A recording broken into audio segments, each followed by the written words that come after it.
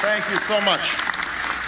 Thank you to Al and to Ann, to Your Eminence, to Governor Patterson and Mayor Bloomberg, to Senator and Mrs. McCain, to my wonderful colleagues, Senator Clinton and Schumer, to all the distinguished guests. There is no other crowd in America that I'd rather be palling around with right now.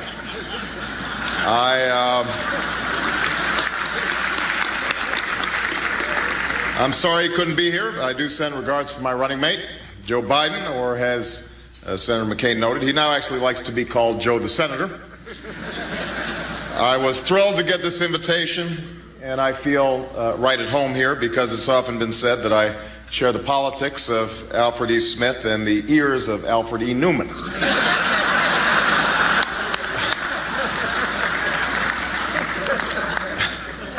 But I have to say tonight's venue isn't really what I'm used to.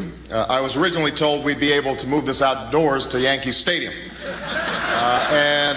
Can somebody tell me what happened to the Greek columns that I requested?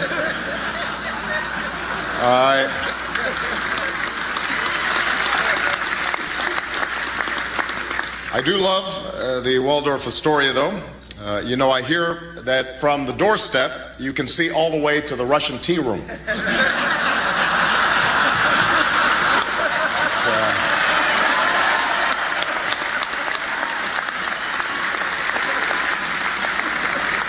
It is an honor to be here with Al Smith. I obviously never knew your great-grandfather, but from everything that Senator McCain has told me, the two of them had a great time together before Prohibition, so.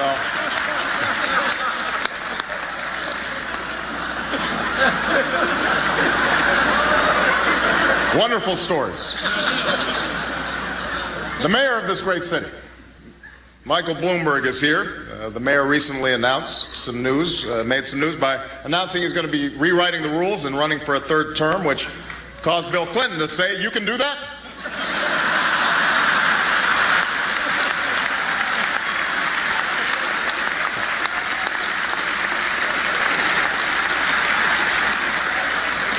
The president's better half, Senator Hillary Rodham Clinton, is also here. I'm glad to see you made it, Hillary.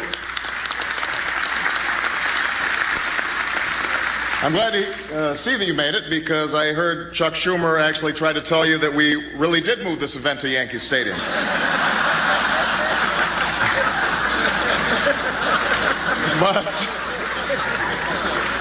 But I'll tell you all from personal experience, Hillary Clinton is one of the toughest and most formidable presidential candidates in history. She's broken barriers. She's inspired millions.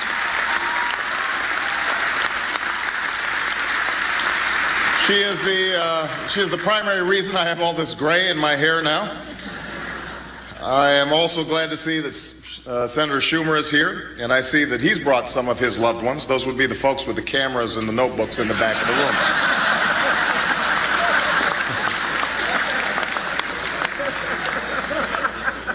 Of course, I am especially honored to be here tonight with my distinguished opponent, Senator John McCain. I think it is a tribute to American democracy that with 2 weeks left in a hard-fought election, the two of us could come together and sit down at the same dinner table without preconditions.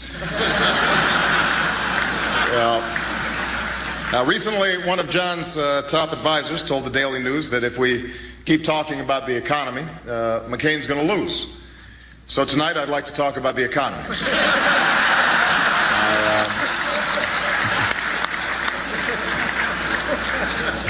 Given all that's happened these past few weeks on Wall Street, it feels like an odd time to be dressed up in white tie, but I must say I got a great deal. Rented the whole outfit from the Treasury Department at a very good price. Looking around tonight at all the gourmet food and champagne, it's clear that no expenses were spared. It's like an executive sale meeting at AIG.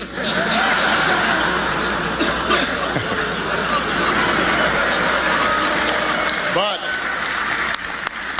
I don't need to tell any of you that it's been a scary time on the stock market with people losing their investments, their entire fortunes. It's gotten so bad, Bloomberg now has to take the subway. And while the collapse of the housing market's been tough on every single homeowner, I think we all need to recognize that this crisis has been 8 times harder on John McCain.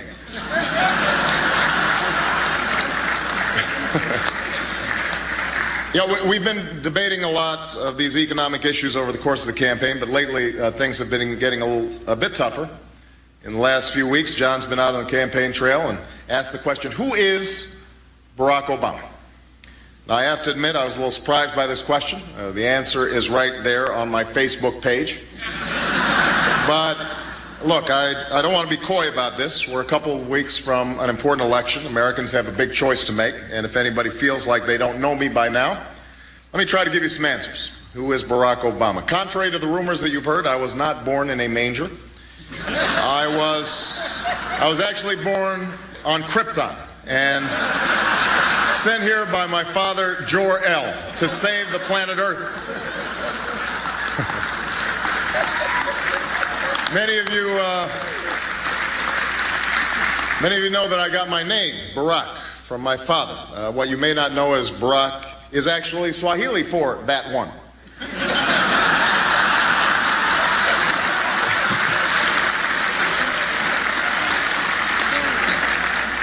And I got my middle name from somebody who obviously didn't think I'd ever run for president.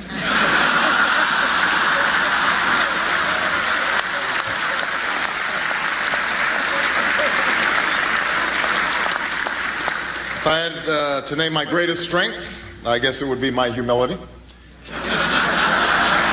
Greatest weakness, it's possible that I'm a little too awesome.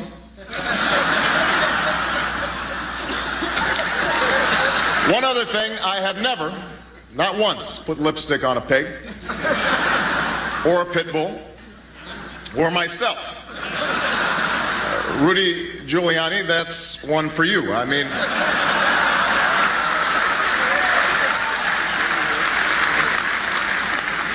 who would have thought that a cross-dressing mayor from New York City would have a tough time winning the Republican nomination? It's shocking.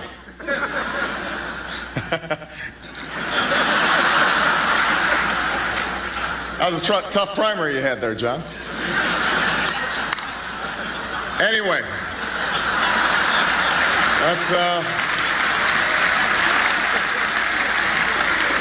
that's who I really am. But in the spirit of full disclosure, there are a few October surprises you'll be finding out about in the coming weeks. First of all, my middle name, it's not what you think. It's actually Steve. That's right, Barack Steve Obama. Here's another revelation. John McCain is onto something. There was a point in my life when I started palling around with a pretty ugly crowd. I've got to be honest. These guys were serious deadbeats. They were lowlifes. They were unrepentant, no good punks. That's right. I've been a member of the United States Senate. Come to think of it, John, I swear I saw you at one of our meetings.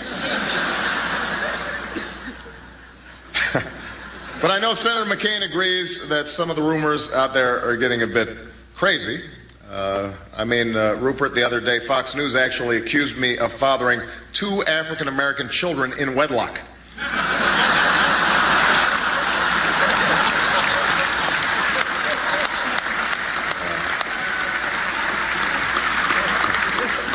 By the way, John, I'm just curious, is Fox News included in the media?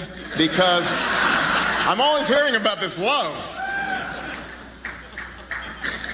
Just curious.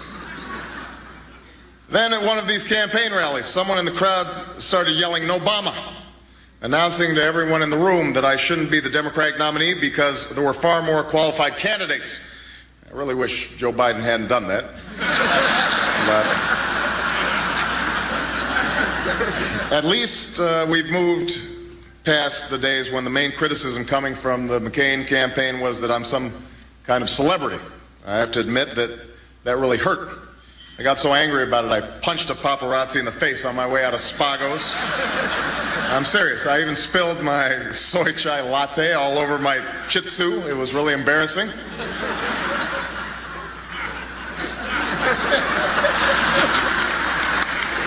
But in all seriousness, I'm so glad that I could make it tonight, and I'm honored to be among such wonderful public servants. I want to especially say a word of thanks to Senator McCain.